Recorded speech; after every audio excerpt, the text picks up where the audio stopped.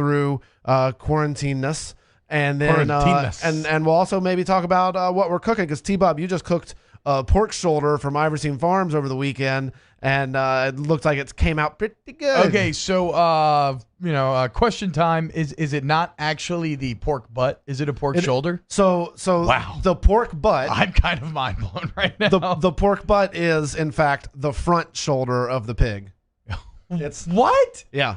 Wait, why do we call it pork butt then? The butt is just I mean it's that part of the leg.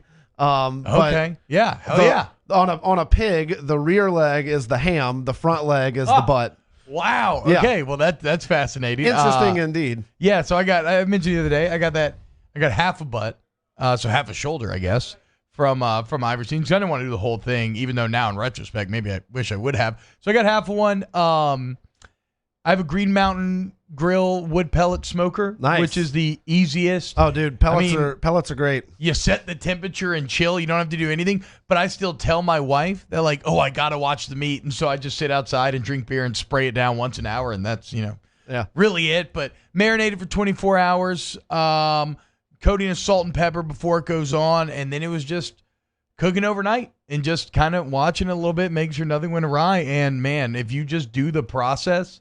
Like I said, the wood pellet smoker takes any fire management out of it, and you have incredible, delicious pulled pork. I ate pulled pork sandwiches, pulled pork tacos, pulled pork nachos. Like it was great. It really was. That was the highlight of my weekend.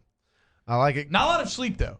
Because because I did stay up. Are you trying to stay up? Well, yeah. So the pellet smoker should keep you from having to get up routinely because it auto feeds the pellets, so you get the smoke and you get the even heating. But if you're gonna try to spritz it or baste it, then you gotta stay on top. I was trying to spritz it and then eventually I won and the final push to get up to like 195, wrap it in some tinfoil. Yep. And to that point, I really don't have to watch it, but then. My fear was oversleeping, and then maybe can you cook? This is what I was wondering. If I'm like cooking it at 200, can I smoke it for too long?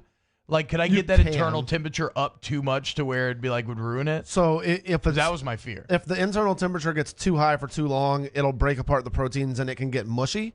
And then you also just risk drying it out. And you don't. Yeah. I mean, you want like a juicy, succulent pork shoulder. You don't want it to be dry and overcooked. Well, so I was so paranoid about that the last stretch in the tinfoil, I was setting 30-minute alarms from like 4:30 to 6:30, kind of you've checking in on it. The pork shoulder has enough fat in it that's going to keep that texture. So you got to really, really overcook it to overcook it. That fat but cap on the it is top. possible. Yeah. Well, when you get a pork butt or shoulder like you did from Iverstine, it's got that beautiful fat cap on it too. It was so pretty. Yeah, so just a little look. If anybody's looking to, you're in quarantine time, you want to increase your cooking ability at home, I cannot recommend a wood pellet smoker enough. I got the Daniel Boone non-Wi-Fi Green Mountain Grill, relatively affordable. It's really, really good. Yep. Really My good. friends over